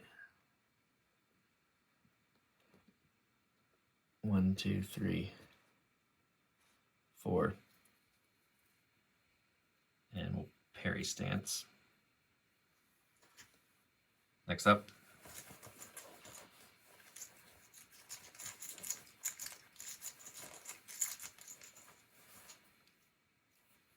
Doran. 1, 2, 3, 4, 5, 6.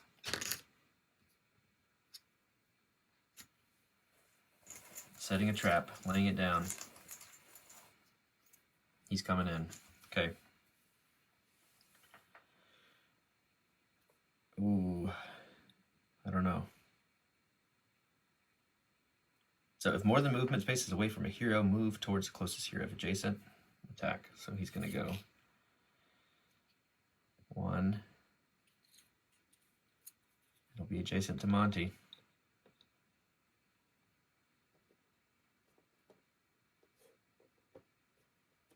Gosh, now I wish we hadn't moved Doran in there. Okay. He'll attack.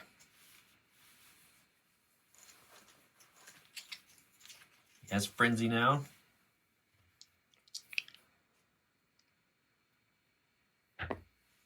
On a 5, he's going to use Entangle. So let's roll against his 55. Oop, what am I doing? Rolling a d20. 38. That's not great. Okay. Monty is entangled. He can't do anything except try to break free. He suffers 1 HP at the end of the first turn. He's trapped. Second turn it's 2. Third turn it's 3, and so on. Breaking free takes 1 AP and requires a successful strength. Every turn after the first turn, the test is modified -10. I need something to let us know he's entangled. So what will we put here? Let's just put this here. All right, can't do anything but except to break free. Let's go ahead and try that.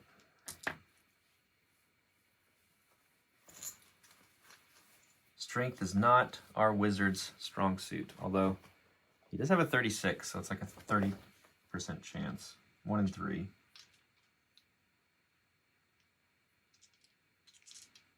So we have 2 chances here. This is 2 actions. Just need a 36. First one fails. Second one fails. Okay. We'll go ahead and decrease the 1. And we can attack with Bomber, actually. Bomber can help. He can attack to get him out. So any hero adjacent to the trapped hero may also try. It takes both AP, but it's done with strength +10.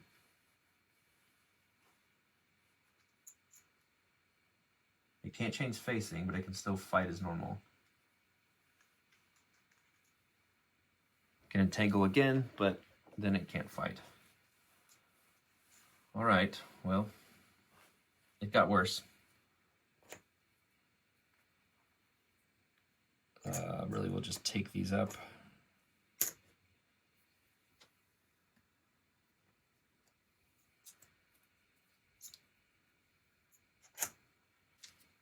And Bomber's going to try to do strength, which is 30, so he needs a 40 to do so, and that'll be his whole turn. Oh, just realized I'm rolling off screen here. All right, 40. 98. Big ol' fail. Okay. We're back, putting everything in. If we kill it, of course that's it, but it's going to be hard to kill now. It's harder for Monty to break free now. It's going to take 2 damage. Scenario die. Oh, kicking us while we're down. We haven't had a failed scenario die in so long.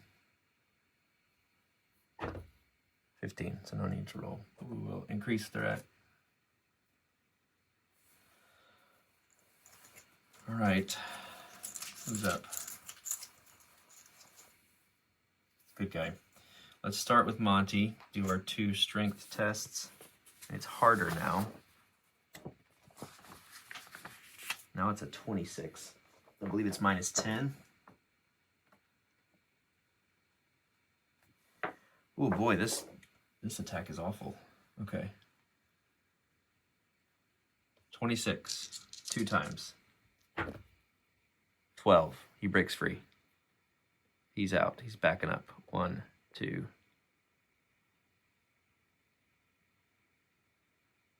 3, 4. All right, whew. That's good.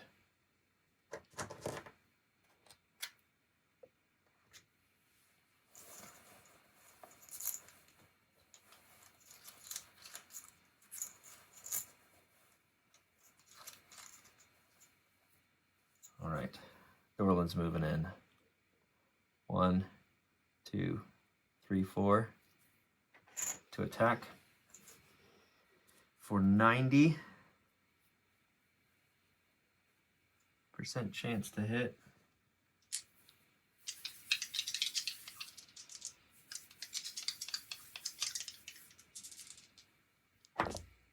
$36. Let's roll some damage.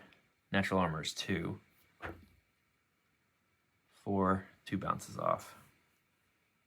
Well, 1 bounce off because we have armor piercing 1.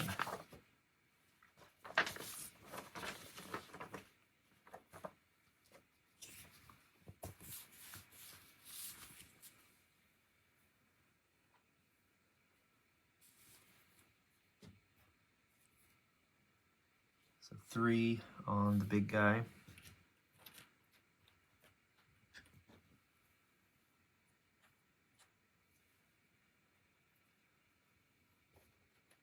Who's next? Who wants some?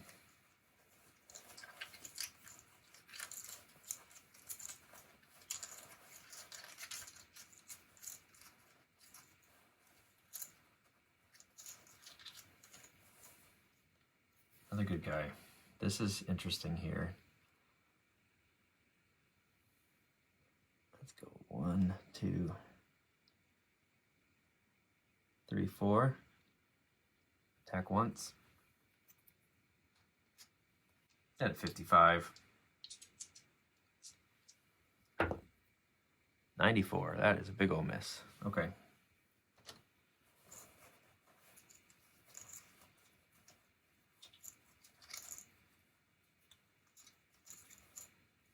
He's gonna go. He just wants to attack. Let's see if he entangles again.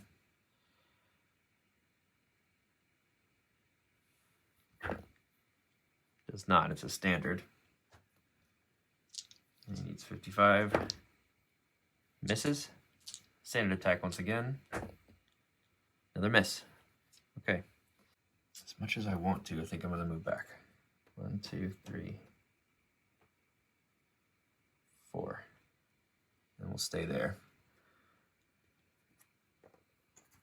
Try to draw him in.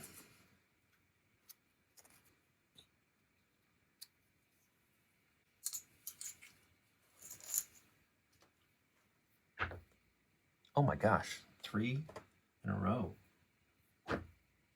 7. Okay.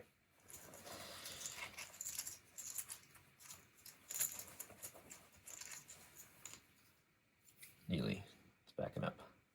1, 2, 3, 4.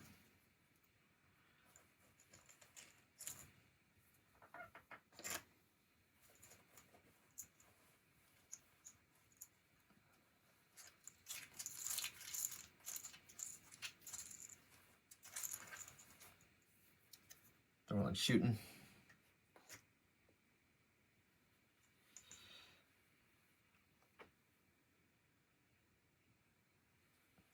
At the height advantage, I think it actually would be like 100% chance to hit. Yeah. Damage. Oh my gosh. 1, so nothing. And we'll reload again. Wow, awful.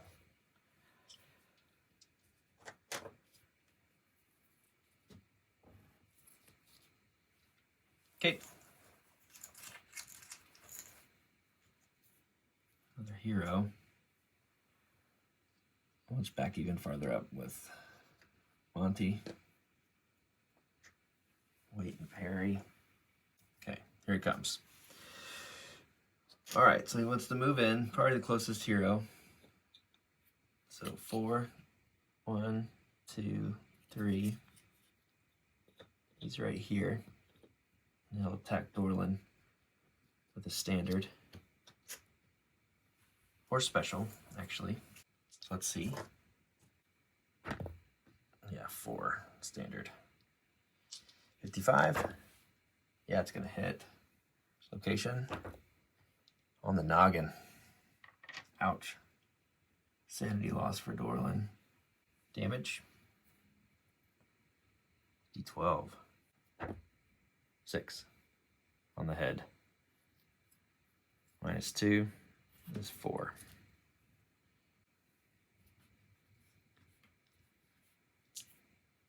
All right, that leaves Backstabber. Time for some vengeance. 1, 2, 3, 4. Let's attack at +20. To give us an 88 to hit. Let's use our special talent. Add a D6. 88. 55 will hit. D6 +2 plus another D6. No armor or to hit. All right, that's 10.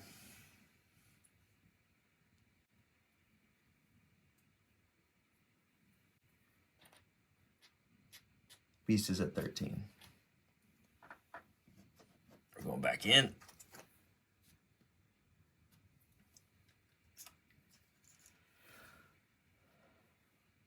Scenario. Ooh. 6, finally. Okay. Let's do these up here. All right. Let's finish it. Come on. Come on. Okay.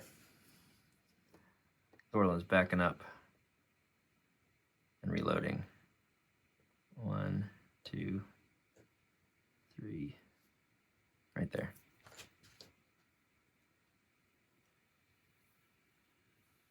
Take a shot at 90.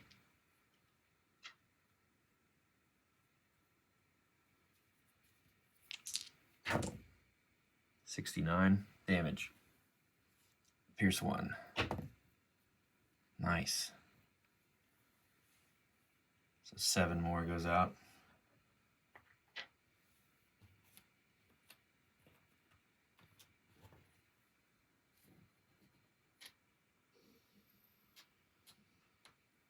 It's at 20. It's wounded.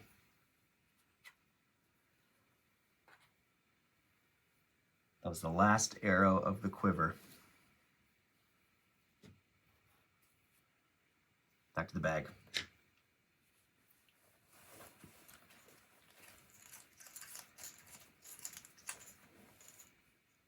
Good guy. Same thing from the halfling. 88. It's a hit. 12. Damage, a d6 plus 2. Max damage for 8 minus 2, so 6 more. Come on. 4 hits left.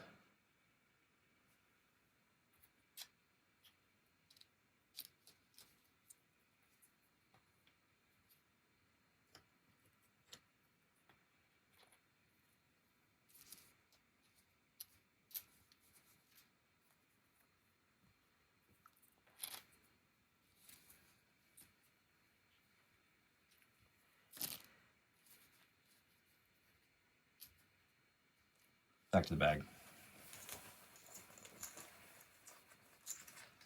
Come on, Neely. Yes. Yes. 1, 2, 3, 4.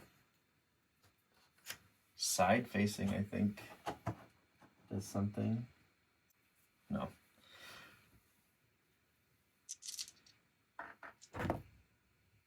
$79. Oh no. All right.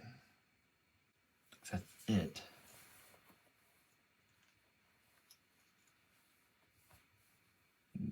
Monty can move in 1, 2, 3, 4 and bonk it with his staff. This would be so beautifully poetic. This is it. But it's a long shot.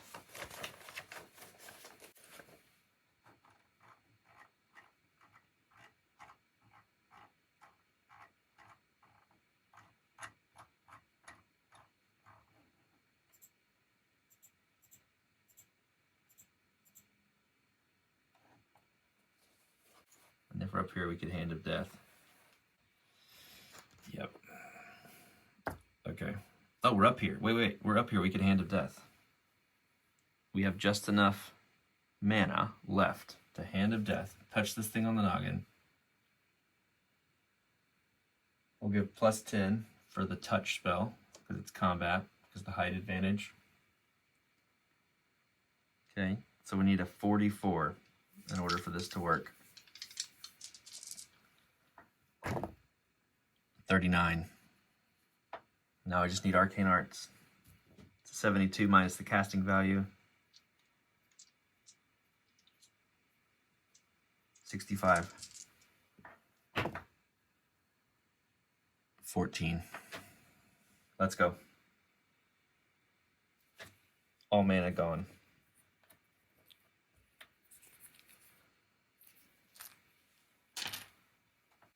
This ignores armor. So if we roll 4, this is it.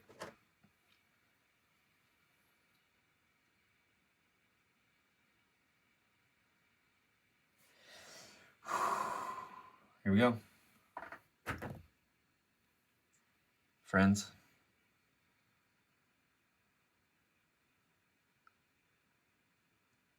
I can't believe that. The poetry in the finale of this dungeon. We have completed a quest. Oh my gosh. That was insane. That's it. We're done. We're going back. We need to count up XP. We need to roll for treasures. But we have done it. We have completed an incredibly long quest in the beginner campaign, which I think is true. It's the one that's suggested.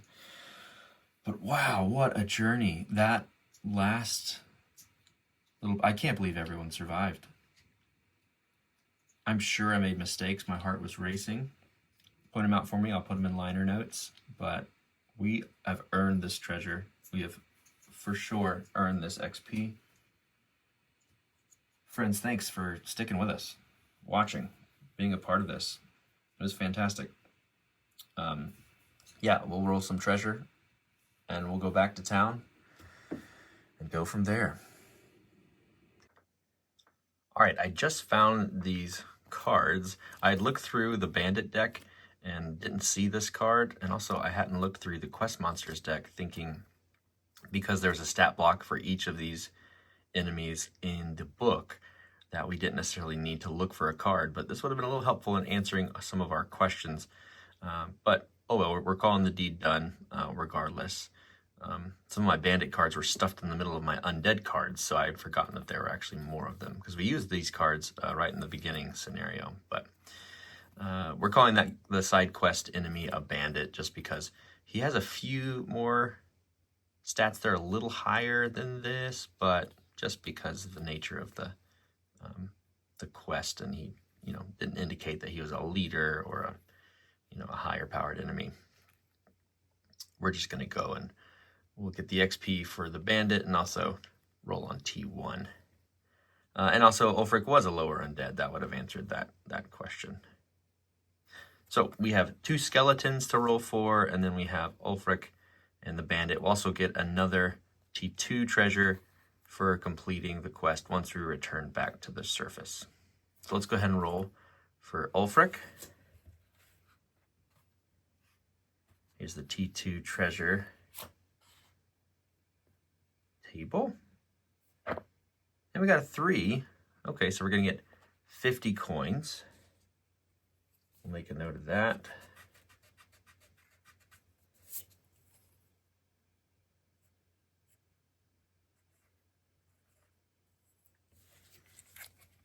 And with the skeletons and a Bandit, we're going to roll 3 times on the T1 table because there were 2 skeletons and a Bandit.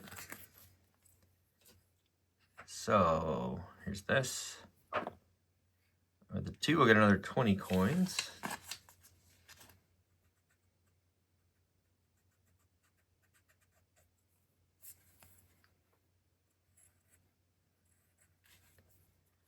And we'll also get nothing but scrap with a 10. And lastly, with an 8, another nothing but scrap. So with that, we'll return to the surface and we'll turn in a quest. Here's the aftermath. We'll also get 250 coins for returning to the city and completing the side quest.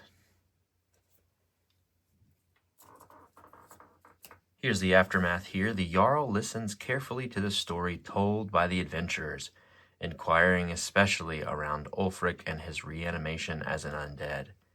Yet there seemed to be no evidence as to why he had come back. Once he has heard it all, he appraises their skills, and begs them to not spread word of what happened, as it may cause panic in the city. He also promises to put in a good word for the party, should they ever need it. Okay, and then we'll get the 140 XP for that, and roll again on the treasure table too.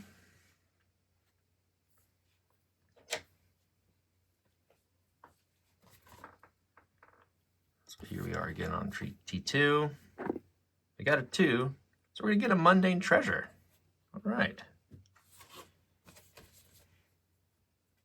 So we draw from the top of the deck and we find bandages. These bandages have seen better days. Well, thanks, Jarl. 1d6, but they're still usable, it says. So 1d6 bandages, which is the old rags variation of that. Necessary when using the heal skill, and heals 1d4 wounds. Let's roll a d6.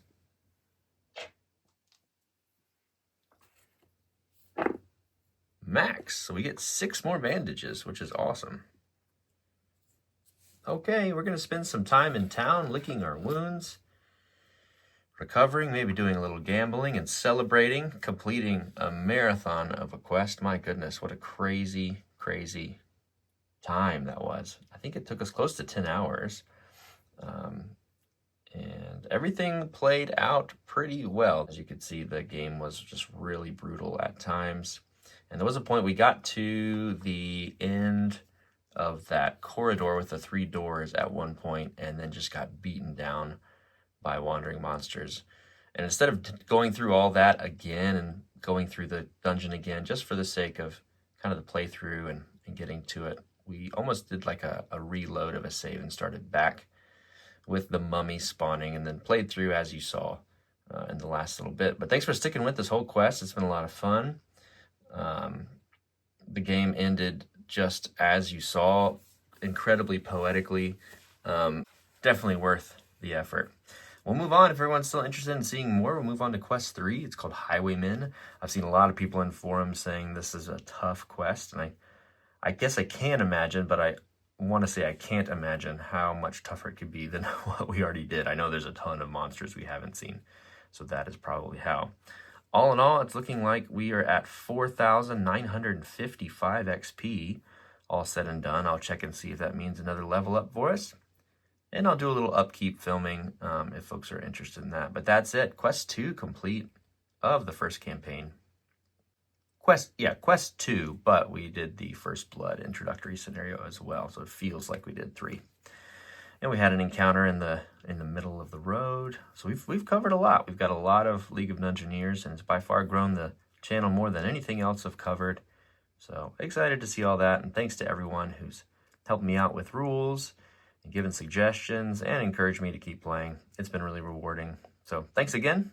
Let me know if you want to see more, and we'll see you next time.